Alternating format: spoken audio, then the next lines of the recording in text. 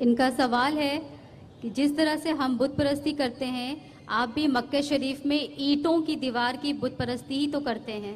बहन ने बहुत आम सवाल पूछा है कि आप जब बोलते हैं इस्लाम में बुत परस्ती हराम है, तो आप मक्का में जब जाते हैं, मक्का में भी आप संग असवद काले पत्थर को या ईंट को पूजा करते, तो क्या फ़र्क है?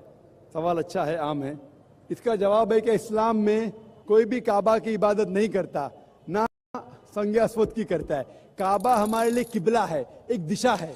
हम जब नमाज पढ़ते हैं, हम मानते हैं इन कांग्रीगेशन, जमात में। अगर यहाँ नमाज पढ़ने का है तो कोई कहेगा दक्षिण की तरफ देखो, कोई कहेगा शिमाल की तरफ, कोई कहेगा पूरब, कोई कहेगा पश्चिम, किस तरफ देखे। तो इस्लाम में जमात के लिए हम देखते हैं काबा की तरफ। कुरान की आयत है सूरह बकरा की सूरह नंबर 2 आयत नंबर 144 में कि जहां भी नमाज पढ़ो किबला की तरफ, किबला है काबा। और आप अगर नॉर्थ में रह रहे तो आप साउथ की तरफ देख के नमाज पढ़िए, साउथ में रह रहे तो नॉर्थ की तरफ, ईस्ट में तो वेस्ट में, वेस्ट की तरफ रहते तो ईस्ट में। काबा की तरफ दिशा है सिर्फ। और सबसे पहले मुसलमानों ने वर्ल्ड मैप बनाए थे, अल इद्रूसी इन 1154। उस वक्त जब मुसलमानों ने वर्ल्ड मैप बनाई तो साउथ पोल ऊपर था, नॉर्थ पोल नीचे, काबा बीच में था। उसके बाद वेस्टर्न कार्टोग्राफर्स आए, मगरबी कार्टोग्राफर्स आए, मैप को उल्टा किया, north pole top, south pole down. उसके बाद भी अल्हम्दुलिल्लाह काबा बीच में है। हम जब मक्का जाते हैं उम्रा या हज के दौरान तवाफ करते हैं, सर्कमएम्बुलेशन राउंड द काबा, काबा के गोल घूमते हैं, क्योंकि वो अल्लाह का हुक्म है, हमारे रसूल का हुक्म है। और एक वजह मेरे दिमाग में आती है कि हर दायरे का, हर सर्कल का एक ही सेंटर है। उसके मानी अल्लाह एक है, खुदा एक है। और दूसरे खलीफा का कहना है, हजरत उमर रज़ियल्लाहु अन्हु का, सही बुखारी की हदीस है, जिल्द नंबर 2 किताबुल हज, बाब नंबर 56 56, हदीस नंबर 675 675। इस हदीस में हजरत उमर रज़ियल्लाहु अन्हु कहते हैं कि मैं इस काले पत्थर को चूम रहा हूं क्योंकि मैंने मेरे रसूल को चूमते देखा, वरना ये काला पत्थर ना मुझे कोई नुकसान पहुंचा सकता है ना कोई फायदा। ये कहना कि काला पत्थर ना नुकसान पहुंचा सकता है ना फायदा, ये सबूत है कि हम बुत परस्ती करते ही नहीं। उसके अलावा मोहम्मद सल्लल्लाहु अलैहि वसल्लम के दौर में सहाबा काबा पे चढ़ के आजान देते थे। कोई भी बुत परस्ती करने वाला जिस बुत की वो पूजा करता है उस बुत पे चढ़ेगा? बिल्कुल नहीं। तो ये सबूत है कि कभी भी मुसलमान काबा को पूछते नहीं। Hope that answers the question. मेरे पेरेंट्स हिंदू थे, पर मैं अपने को हिंदू नहीं मानता हूं, मैं अपने को इंसानियत मानता हूं, इंसान मानता हूं।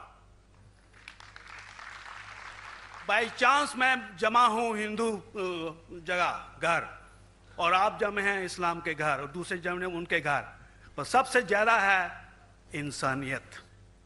और अभी तक मजहब ने, कोई भी मजहब हो, इंसानियत के ऊपर अमल नहीं किया।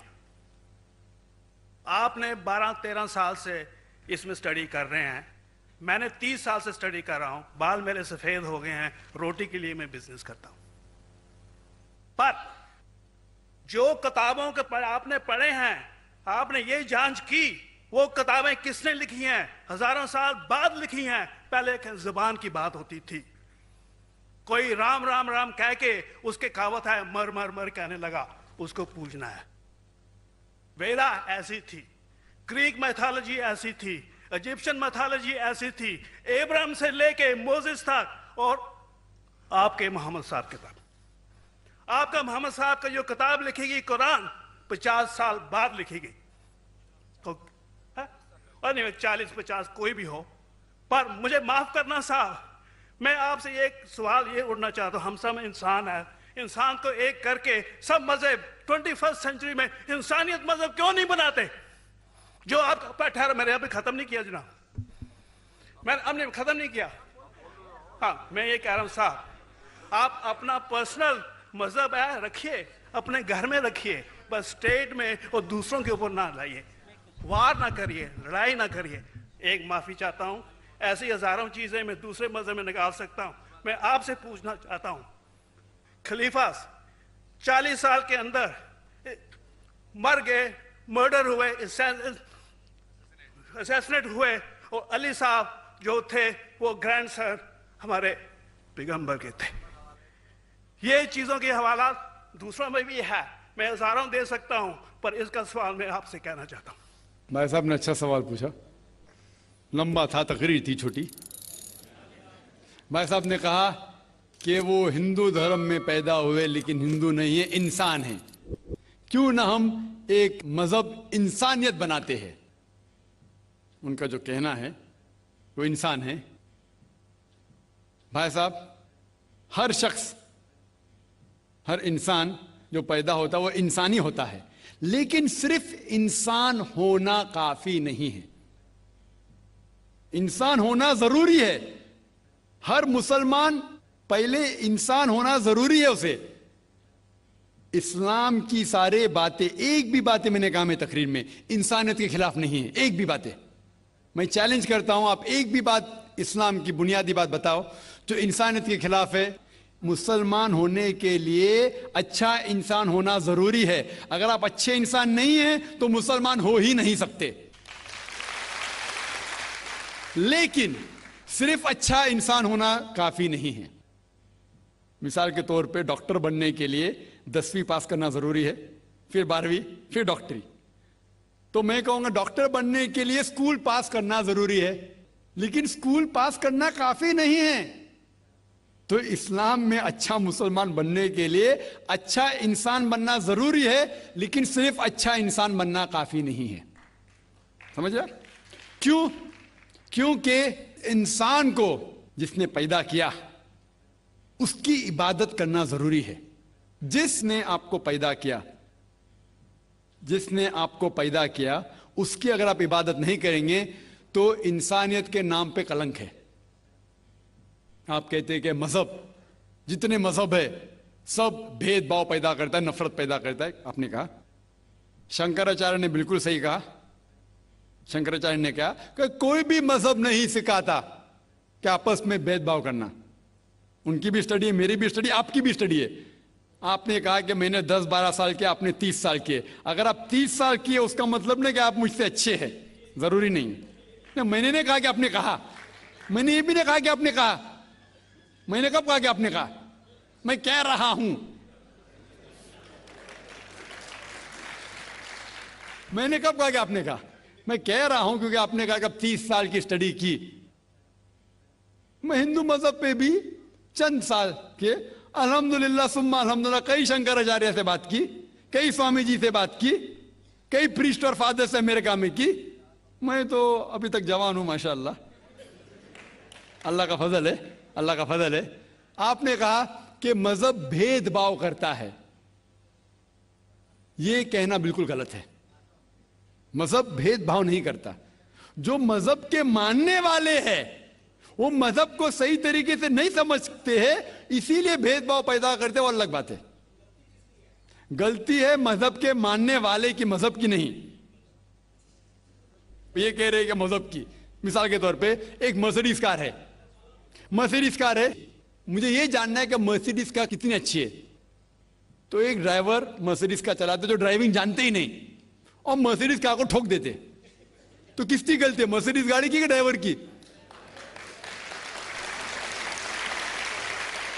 अगर आपको जानना है मर्सिडीज का कितनी अच्छी है तो आपको यह देखना चाहिए स्पेसिफिकेशन, उसका पावर कितना है, हॉर्स पावर कितना है, माइलेज कितना है, सेफ्टी मेजर कितना है। उसकी तहकीक करने के बाद आपको कहना चाहिए कि कितनी अच्छी मर्सिडीज कार है। अगर जानना चाहिए कितनी अच्छी है तो उसको बिठाओ जो ड्राइविंग जानता है। तो इसीलिए इस्लाम को जानने के लिए मुसलमानों को मत देखो, अगर देखना है तो मोहम्मद सल्लल्लाहु अलैहि वसल्लम को देखो। आप मुझे मत देखो, मुझे मत देखो, हमारे आज के मुसलमान को मत देखो। देखो जो सबसे अच्छा ड्राइवर है, सबसे अच्छा इस्लाम को समझ चुका है, वो मोहम्मद सल्लल्लाहु अलैहि वसल्लम है। उनको देख के इस्लाम की तहकीक करो, और तहकीक करने के लिए आपको इस्लाम की किताब पे जाना पड़ेगा। और आपने जो कहा आखिर के अंदर कि सारी मजहब किताब बाद में लिखी गई, पहला कहना था, आप काफी हद तक के सही है, आप काफी हद तक के सही है कि आप बिल्कुल सही फरमाते, लेकिन यह कहना कि सारी मजहब की किताब, उसमें गलती है। अक्सर मजहब कितने किताब है, वेद हो, उपनिषद हो, बाइबल हो, ओल्ड टेस्टामेंट हो, न्यू टेस्टामेंट हो, आपने कहा मूसा अलैहिस्सलाम से लेके वहां सही था, लेकिन आखिरी में जो आपने गलती की मोहम्मद सल्लल्लाहु अलैहि वसल्लम, वहां गलती की। आखिर में आके आप अटक गए, आखिर में आके आप फंस गए। आपने शायद इस्लाम का मुताला सही तरीके से नहीं किया होगा। आपने शायद अरुण शुरू की किताब पढ़ी होगी। अगर आप कोई मजहब का मुताला करना चाहते हैं तो जो मजहब को समझ चुका है उसकी किताब पढ़ो। आप अगर अरुण शुरू की किताब पढ़ेंगे और इस्लाम के मुताला करा कहेंगे, ये किधर का सही फैसला है? मैं कहता हूं अरुण शुरी जैसे लोग की पढ़ी होंगी, क्योंकि जब भी कुरान नाजिल हुआ, जब भी कुरान की आयत नाजिल होती थी, मोहम्मद सल्लल्लाहु अलैहि वसल्लम अनपढ़ थे। जब भी कोई आयत नाजिल होती थी वो उसे याद करते थे और अपने साथियों सहाबा से उसकी तिलावत करते थे और सहाबा फौरन उसे लिख लेते थे। तो मोहम्मद सल्लल्लाहु अलैहि वसल्लम की मौजूदगी में हर आयत लिखी जाती थी और वो उसे चेक कर, मिसाल के तौर पे इक़रा बिस्मि रब्बिकल लज़ी खलक़ आयत नाज़िल हुई, उन्होंने याद किया, साहबा से कहा, साहबा ने लिखा इक़रा बिस्मि रब्बिकल लज़ी खलक़, पढ़ के सुनाओ, पढ़ा, हाँ सही। अगर गलती होती तो वहीं टोक देते थे। तो मोहम्मद सल्लल्लाहु अलैहि वसल्लम की मौजूदगी में जब भी अल्लाह सुब्हाना व तआला आयत नाजिल करते थे वो याद करते थे और लिखवाते थे और चेक भी करते थे। सारा कुरान मजीद मोहम्मद सल्लल्लाहु अलैहि वसल्लम की मौजूदगी में लिखा गया। आप जो कह रहे वो हजरत उस्मान का जिक्र कर रहे, वही तो अफसोस की बात है, आपने सही मुताला किया ही नहीं। हजरत उस्मान ने कई साल बाद, 40-50 साल बाद, जो आप कह रहे 40-50 यहां से आपको आया, उनने क्या कहा कि इस कुरान मजीद का जो नुस्खा है उसको और नुस्खे बनाए जाए और बाकी लोग में फैला दिया जाए, क्योंकि लोग को इख्तिलाफ था रवानगी के अंदर। तो उसको दूर करने के लिए हजरत उस्मान रज़ियल्लाहु अन्हु उनने कहा कि जो नुस्खा मोहम्मद सल्लल्लाहु अलैहि वसल्लम की मौजूदगी में था, उनने अपनी बीवी को दिया, हजरत हफ्सा को, और जो हजरत उमर की बेटी थी उनके पास महफूज था, उनने लिया, और सहाबा 5-6 सहाबा जो ज़ैद बिन थाबित रज़ियल्लाहु अन्हु उनकी सदारत में उसकी नकल की, और ये नकल हुए नुस्खे को दुनिया के अलग अलग जगह पे फैलाइए। और एक नुस्खा अब भी मौजूद है कोप्टा की म्यूजियम में, कोप्टा की म्यूजियम इस्तांबुल में। तो आप जो जिक्र कर रहे हैं वो उतारे हुए कुरान शरीफ का जिक्र कर रहे, जो हकीकत में कुरान शरीफ है वो मोहम्मद सल्लल्लाहु अलैहि वसल्लम की मौजूदगी में लिखा गया था। उनने खुद उसको चेक की क्या सही था, और जब भी आयत नाजिल होती थी अपनी सही जगह पे उसे लिखवा लेते थे मोहम्मद सल्लल्लाहु अलैहि वसल्लम। तो ये कहना बाकी मजहब की किताब में अक्सर अब सही है। मिसाल के तौर के ऊपर बाइबल 70 ईयर्स बाद लिखा गया है, वेद वो सैकड़ों साल बाद लिखा गया है। कितनी पुरानी वेद है, कभी वेद आया दुनिया में ये किसी को पता ही नहीं। वो आपके हिसाब से, स्वामी दयानंद सरस्वती के हिसाब से 1310 मिलियन ईयर्स ओल्ड, 1310। आप अभी, आप थोड़ी ठेकेदार है मजहब के, आप ठेकेदार है मजहब के क्या? नहीं ठेकेदार है ना।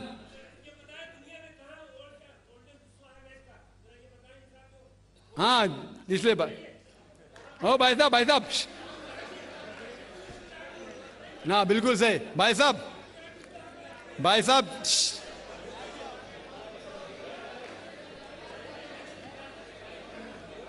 साहब, इसीलिए इख्तिलाफ जो है ये कम इल्मी के वजह से,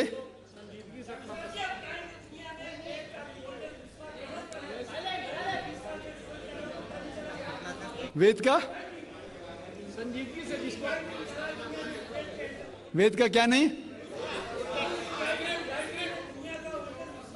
सब लोग चुप हो जाए, नहीं आवाज। भाई साहब ने कहा कि दुनिया का सबसे ओल्डेस्ट स्क्रिप्ट वेद है, वो कुछ हिस्टोरियंस कहते हैं, बट ओल्ड होना मतलब नहीं कि सही। जो कुछ ओल्ड है वो सबसे बेहतर होना जरूरी नहीं। मिसाल के तौर पे मेरे पास पुरानी गाड़ी है 50 साल पुरानी, उसका मतलब नहीं कि नई गाड़ी से अच्छी है। ये भी हो सकता है कि पुरानी गाड़ी नई गाड़ी से अच्छी हो सकती है। मेरे पास मर्सिडीज कार है 5 साल पुरानी, जो नई मारुति से अच्छी होंगी।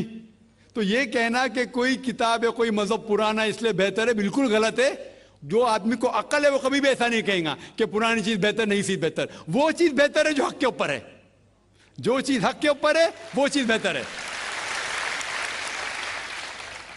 तो भाई साहब, आपकी जो तहकीक है मजहबी किताबों पे जरा जरा कमजोर और गलत है, आपको फिर से और 30 साल लगाने पड़ेगा इंशाअल्लाह। मेरा सवाल एक है, ये अपना हिंदुस्तान में जो है पहले हिंदुज़म आया, बाद में बुद्धिज़्म आया, बाद में जैनिज़्म आया और लास्ट में जाके सिखिज़्म आया। ये सब में कभी भी ऐसा झगड़ा लफड़ा बिपड़ा कुछ भी नहीं हुआ। इधर से जितना भी आया, जैसे जूइश है, बाद में क्रिश्चियंस है, बाद में इस्लाम है, ये तीनों में 1400 साल होने के बाद भी अभी तक क्यों लड़ाई झगड़े हैं? पहला सवाल ये है। दूसरा सवाल, आप जो टेररिस्ट का जो भी कुछ डिफिनेशन दिए वो तो ठीक है, जान दे दो, मगर टेररिस्ट लोग इस्लाम को बदनाम करते, कुछ भी हो आप उसके अगेंस्ट ये जो काम कर रहे हैं ये बहुत अच्छा है। दूसरी बात, ये अभी जो इराक में वो अच्छा काम नहीं किए, कोई भी हो, मुसलमान हो, हिंदू हो, रिलीजियस प्लेसेस को ऐसा नहीं करना चाहिए। जरा बराबर से सवाल। भाई साहब ने 2 सवाल पूछा है। पहला सवाल पूछा है कि हिंदुस्तान में पहले हिंदू धर्म आया, हिंदुज़म आया, फिर बुद्धिज़्म आया, फिर जैनिज़्म आया, फिर सिखिज़्म आया, लफड़ा झगड़ा नहीं हुआ। लेकिन ये जुडाइज़म, क्रिश्चियनिटी, इस्लाम में हमेशा झगड़ा है। क्यों? आप शायद अपने मज़हब के बारे में नहीं जानते। आपने महाभारत पढ़ी? महाभारत पढ़ी आपने? पूरी महाभारत में झगड़ा ही झगड़ा है।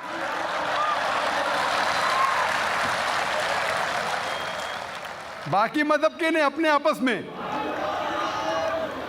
अगर आप पढ़ते महाभारत, जो एक स्मृति है जो मैं पढ़ चुका हूं, उसके अंदर कजिन्स, रिश्तेदारों के बीच पांडव 5 और कौरव 100 झगड़ा होता है। महाभारत में झगड़े के बारे में जितने वर्सेस है, कुरान मजीद से कई गुना ज़्यादा। अगर गिनेंगे हम, कुरान मजीद गिनेंगे कितने वर्सेस है, महाभारत में कई ज़्यादा है। और जब आप भगवत गीता पढ़ते हैं, भगवत गीता महाभारत का एक हिस्सा है, 18 चैप्टर्स है। भीष्म पर्व के चैप्टर नंबर 25 to 42 को कहते हैं भगवत गीता। और भगवत गीता सबसे ज़्यादा पढ़ी जाने वाली किताब है हिंदू मज़हब में। और यहाँ ये भगवत गीता श्री कृष्ण राय दे रहे, सलाह दे रहे, सजेशन दे रहे, एडवाइस दे रहे अर्जुन को। जब आप पढ़ते Bhagavad Gita chapter number 1 verse number 45-46, Arjun जंग के मैदान में अपने हथियार को ज़मीन पे रखता है और कहता है श्री कृष्ण से, मैं जंग के मैदान में निहत्था मरना पसंद करूंगा बनिस्बत अपने रिश्तेदारों से लड़ूं। ये कहता है, आपने पढ़ी होंगी। उसके फौरन बाद चैप्टर नंबर 2 वर्स नंबर 2 और 3 में श्री कृष्ण कहते हैं अर्जुन से, अर्जुन तुम इतने बुज़दिल कब से बन गए? तुम नपुंसक कब से बन गए? How have these impurities come in your heart? How have you become important? वो कहते हैं कि क्षत्रिय का धर्म है लड़ना। फिर वर्स नंबर 31, 32, 33 में कहते हैं, वो क्षत्रिय खुशनसीब है जिसे लड़ने का मौका मिलता है। अगर आप लड़ेंगे तो आप स्वर्ग में जाएंगे, लड़ेंगे नहीं तो स्वर्ग में नहीं जाएंगे। कौन कहता है? श्री कृष्ण एडवाइस देते हैं अर्जुन को। अगर मैं कहूँगा कि आपके श्री कृष्ण कहते हैं कि रिश्तेदारों का कत्ल करो, ये शैतानी हरकत है। अगर मैं कहूँगा कि आपके हिंदू मज़हब की किताब में सिखाया जाता है कि रिश्तेदारों का कत्ल करो, ये शैतानी हरकत है। वो हिंदू मुझसे कहता है लेकिन ये जंग है हक और बातिल के दरमियान। मैं बोला कुरान मजीद में भी वही लिखा है, हक और बातिल के दरमियान। मैं जानता हूँ हिंदू मज़हब में ये नहीं लिखा है कि रिश्तेदार कत्ल करो, लेकिन हक के लिए लड़ना भी पड़े, नो प्रॉब्लम। चाहे वो आपके रिश्तेदार हो, चाहे वो आपके वालिदैन हो, नो प्रॉब्लम। तो ये श्री कृष्ण कहते अर्जुन से। और जो क्रिटिक्स ऑफ इस्लाम उछालते मोहम्मद सल्लल्लाहु अलैहि वसल्लम की हदीस को, सही बुखारी की जिल्द नंबर 4 हदीस नंबर 46 किताब जिहाद में अल्लाह के रसूल कहते कि जो भी मुजाहिद जिहाद के लिए जाता है, अगर उसका कत्ल होता है तो वो जन्नत पे जाता है, अगर वो जिंदा वापस लौटता है तो उसे इस दुनिया का माल मिलता है, अक्सर क्रिटिक्स इंक्लूडिंग अरुण शूरी इस हदीस को उछालकर कहते कैसा मजहब है, लड़ने को कहता है, मर जाते लड़ाई में तो जन्नत मिलती है, वरना इस दुनिया की दौलत।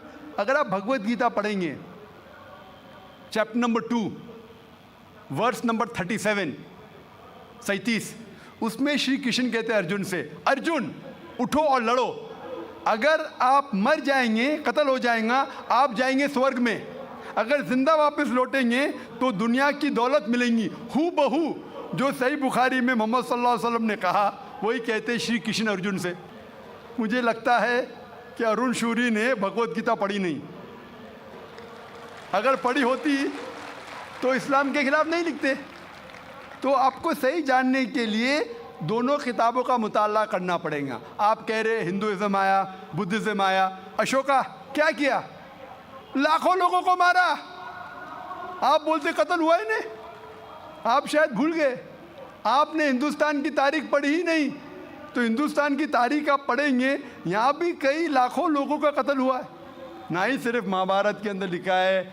आप देखेंगे अशोका फिर वो दुनिया को त्याग करता है और फिर वो संत साधु बन जाता है, लेकिन पहले तो कत्ल किया किसने। तो आप देखेंगे हिस्ट्री में यहाँ भी कत्ल हुआ, जुडाइज्म में भी है, क्रिश्चियनिटी में भी है, इस्लाम में भी है। जहाँ भी आप देखते कुछ जगह जो झगड़ा हुआ, लड़ाई हुई, वो हक और बातिल के दरमियान, सही है। और कई जगह आप देखेंगे मासूम लोगों का कत्ल किया गया। आप जानते हैं in the history of the world, in the name of religion, मज़हब के नाम पे जो सबसे ज़्यादा कत्ल किए वो क्रूसेडर्स ने, ईसाईयत के नाम पे लाखों लोगों को कत्ल किया, ईसाईयत के नाम पे। अगर आप देखेंगे एक शख्स जिसने सबसे ज़्यादा कत्ल किया दुनिया में, कौन है? सबसे ज़्यादा कत्ल किसने किया दुनिया में? हिटलर।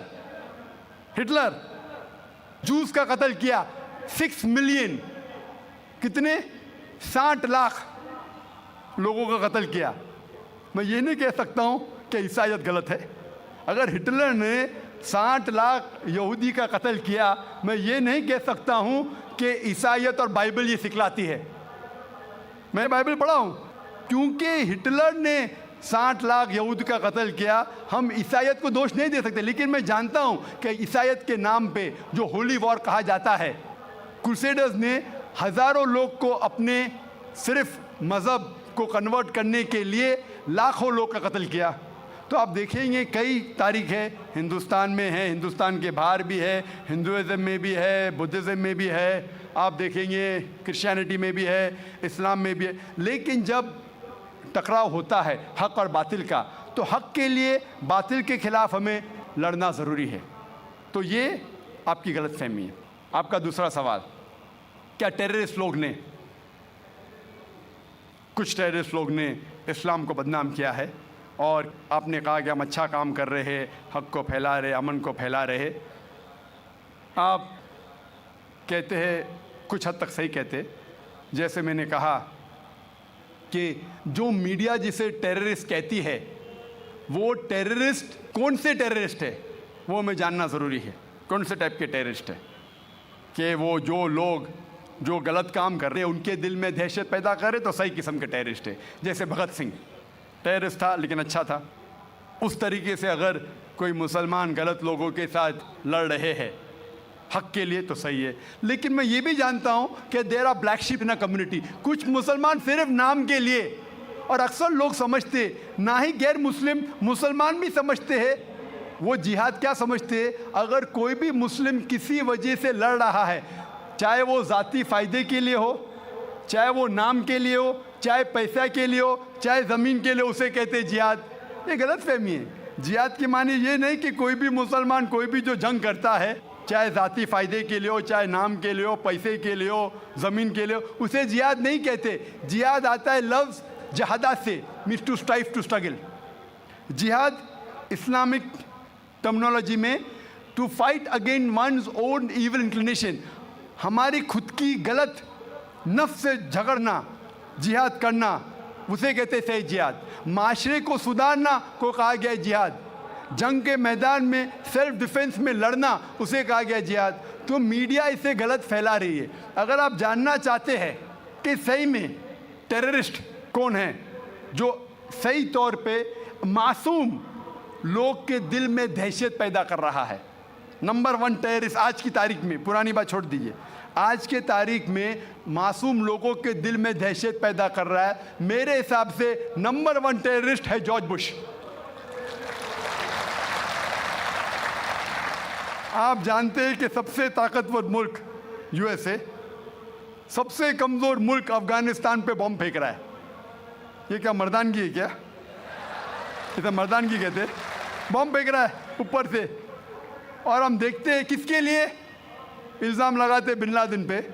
मैं बिन लादेन का दोस्त नहीं हूँ, मैं ये नहीं कहता हूँ बिन लादेन अच्छा है कि बुरा है। ओसामा बिन लादेन को मैं मिला नहीं हूँ, मैं जानता भी नहीं हूँ, तो ये मैं नहीं कहता हूँ कि ओसामा बिन लादेन टेररिस्ट है क्या नहीं। लेकिन अगर मान भी लो, जितने प्रूफ है सब गलत है। अफगानिस्तान बोलती है यूएसए से आप हमको प्रूफ दो, वो प्रूफ देते मुशर्रफ को, टोनी ब्लेयर को। प्रूफ मांग रहे अफगान लोग, दे रहे मुशर्रफ को, टोनी ब्लेयर को। ये किधर का इंसाफ है? क्योंकि उनके पास प्रूफ है ही नहीं। अगर मान भी लो बहस के तौर पे, फॉर सेक ऑफ आर्ग्यूमेंट, अगर एक शख्स ने ऐसा गलत काम किया, आप एक शख्स के लिए क्या सारे देश के ऊपर बम डाल सकते? 1000 लोग का कत्ल कर रहे, क्या हक है उनको? फिर जाते इराक के पास 1000 लोग को मारते। मैं ये नहीं कहता सद्दाम हुसैन अच्छा इंसान है, मैं ये नहीं कहता हूँ, मैं जानता हूँ काफ़ी गलतियाँ की, लेकिन जो इराकी लोग सद्दाम हुसैन के टाइम पे जो उनको तकलीफ हो रही थी, अभी उससे कई ज़्यादा हो रही है, कई ज़्यादा। कौन कर रहा है? George Bush. ये तो मैंने 5 साल पहले कहा था ऑस्ट्रेलिया में, जब मुझे अमेरिकन कॉन्सुलेट ने पूछा था सवाल कि do you consider Osama bin Laden terrorist, तो मैंने उस वक्त कहा था, चंद महीने बाद, 2-3 महीने बाद, 11 सितंबर के बाद, I consider number 1 terrorist to be George Bush, और हेडलाइंस में आया था। आज तो कई लोग कहते हैं कि जॉर्ज बुश टेररिस्ट नंबर 1 है। अमेरिका में भी जब एक सर्वे हुआ था, एक प्राइवेट ऑर्गेनाइजेशन ने सर्वे की थी यूएसए में, जानने के लिए 3 नाम दिए उनने, कौन सबसे बड़ा टेररिस्ट है, Osama bin Laden, Saddam Hussein या जॉर्ज बुश। नंबर 1 हमेशा जॉर्ज बुश है। गैर मुस्लिम भी कहते हैं सबसे नंबर 1 टेररिस्ट है जॉर्ज बुश। सबसे लोएस्ट परसेंटेज उसको मिला 73%, और कुछ लोग ने 78% लोग ने कहा कि टेररिस्ट नंबर 1 जॉर्ज बुश। अभी उन्हें पता लग रहा है 5 साल बाद, 6 साल बाद। मैं तो पहले कहा था। तो आप मुझसे पूछेंगे कि ये मीडिया ऐसे लोग को लेके उछाल रही है और मीडिया बदनाम कर रही, जो हालात हो रही है, कोई भी मजहबी, चाहे टेम्पल हो, चाहे चर्च हो, चाहे मस्जिद हो, कुरान में लिखा है उसको डिस्ट्रॉय नहीं करना चाहिए। कोई भी, कुरान की आयत है, do not destroy temples, churches, places of worship, गलत है, तो कुरान में भी लिखा है। तो कोई भी शख्स ये करता है, टेम्पल या मस्जिद या मोनेस्ट्रीज या सिनेगॉग्स को तोड़ता है, तो ये इंसानियत के खिलाफ है और कुरान मजीद के खिलाफ भी है। Hope that answers the question.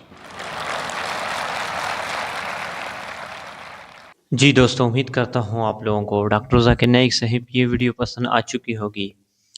जैसे कि डॉक्टर साहिब से मुख्तलिफ सवालात हुए, इनमें से एक सवाल जैसे कि मुसलमान भी काबे की इबादत करते हैं, पत्थर की इबादत करते हैं, जिस तरह के हिंदू लोग बुतों की इबादत करते हैं। तो डॉक्टर साहब ने बड़े खूबसूरत अंदाज के साथ जवाब दे दिया कि देखो, ये जो लोग काबे की तरफ मुंह करके इबादत करते हैं, ये काबे की इबादत नहीं करते, बल्कि एक सिमत है, एक जहद है। अगर लोगों को वैसे ही छोड़ दिया जाता जिस तरफ वो मुंह करके नमाज पढ़ते, नमाज अदा करते, तो एक बात के ऊपर इत्तेफाक नहीं होता, इंतशार पैदा होता। लेकिन इन सब को एक बात पर मुत्तफिक करना कि उनका रुख हो, उनका जिहद एक हो। वो बुतों की इबादत नहीं करते, वो पत्थर की इबादत नहीं करते, बल्कि वो एक सिमत की तरफ इबादत करते हैं। यानी एक रुख है, और ये अल्लाह की तरफ से एक हुक्म है कि आप लोग काबे की तरफ मुंह फेर कर नमाज अदा किया कर ले। ठीक है ना। इबादत वो तो सिर्फ अल्लाह की करते हैं, उसी से मांगते हैं, उसके सामने सजदरेज होते हैं। ठीक है ना। लेकिन जो लोग बुतों की इबादत करते हैं, वो तो बुतों को सजदा करते हैं, उनसे मांगते हैं। ठीक है ना। तो फ़र्क है इसमें। और जैसे कि डॉक्टर साहब से दूसरा सवाल हुआ कि इंसानियत, ठीक है ना, और डॉक्टर साहब ने बड़े खूबसूरत अंदाज के साथ जवाब दे दिया कि देखो, सिर्फ अच्छा इंसान होना काफ़ी नहीं है, बल्कि अच्छे इंसान के साथ एक अच्छा मुसलमान होना भी ज़रूरी है। जैसे कि इंसान डॉक्टर बनता है, तो डॉक्टर बनने के लिए 10वीं पास करना ये ज़रूरी है कि आप 10 तक जो है ना स्कूल पढ़ ले। तो डॉक्टर बनने के लिए सिर्फ 10वीं पास करना ये काफ़ी नहीं है, बल्कि इसके बाद और भी आप तालीम हासिल करेंगे, और भी इसके लिए कुछ तालीम बाकी है, उसको भी आपने कंप्लीट करना है। तो सिर्फ अच्छा इंसान होना ये काफ़ी नहीं है, बल्कि जिसने आपको पैदा किया है इसकी इबादत करना भी ज़रूरी है। इनके अहकामात के मुताबिक आपको ज़िंदगी गुजारना भी ज़रूरी है। आप खुद अंदाज़ा लगाए कि जिसने आपको पैदा किया, जो सुबह व शाम आपको खिलाता है, जिसने सूरज का निज़ाम बनाया है, चाँद का निज़ाम बनाया है, दिन और रात करता है, तो ये सारे नेमत आपके लिए है। तो सिर्फ अच्छा इंसान होना ये काफ़ी नहीं है, बल्कि उस रब की इबादत करना भी ज़रूरी है जिसने आपको पैदा किया है। ठीक है ना? तो उसके अहकामात के मुताबिक ज़िंदगी गुजारना भी ज़रूरी है। ठीक है ना? जिसके इनामात बेशुमार है, और इसलिए अल्लाह रब्बुल इज़्ज़त ने मुख्तलिफ़ अम्बिया अलैहिस्सलातु वस्सलाम को भेजा। आदम अलैहिस्सलातु वस्सलाम से लेकर हुज़ूर सल्लल्लाहु अलैहि वसल्लम तक, और सब ये पैगाम देते कि आप एक रब की इबादत कर लें, एक रब को, उसको जो है ना अकेला माने, उस पर ईमान ले आए। ठीक है ना? तो जिन्होंने वक़्त के नबी के साथ बात मान ली है, अल्लाह ने उन्हें दुनिया में भी कामयाब की, आखिरत में भी। ठीक है ना? तो बुनियादी बात यह है, आप खुद अंदाज़ा लगाए कि इंसान जितना बड़ा निज़ाम है दुनिया का, वैसे बंदा खुद सोचे ये कैसे खुद ब खुद चल सकता है। ठीक है ना? आपके अंदर सिफ़ात है, ठीक है ना, अच्छे इंसान की, लेकिन याद रखना इंसानियत की कोई भी ऐसी सिफत जो कि अच्छा हो, ठीक है ना, वो इस्लाम के ख़िलाफ़ नहीं है। बल्कि जब आप एक अच्छा मुसलमान बनेंगे तो आपके अंदर इंसानियत खुद ब खुद आ जाएंगी। तो उस रब की इबादत भी बहुत ज़्यादा ज़रूरी है। तो डॉक्टर साहब ने माशाल्लाह बड़े ही खूबसूरत अंदाज के साथ जवाबात दे दिए, और मजमे के अंदर जिन्होंने भी सवालात किए बड़े मुतमईन होकर वो बैठ गए। तो उम्मीद करता हूँ आप लोगों को ये वीडियो पसंद आ चुकी होगी। इस तरह के वीडियोस आप लोगों को हमारे चैनल पर मिलते रहेंगे। अगर आप लोग चैनल पर नए हो तो प्लीज़ चैनल को सब्सक्राइब कर ले, वीडियो को लाइक कर ले। मिलते हैं इंशाल्लाह नेक्स्ट वीडियो में, तब तक के लिए इजाज़त चाहता हूँ। अस्सलामु अलैकुम।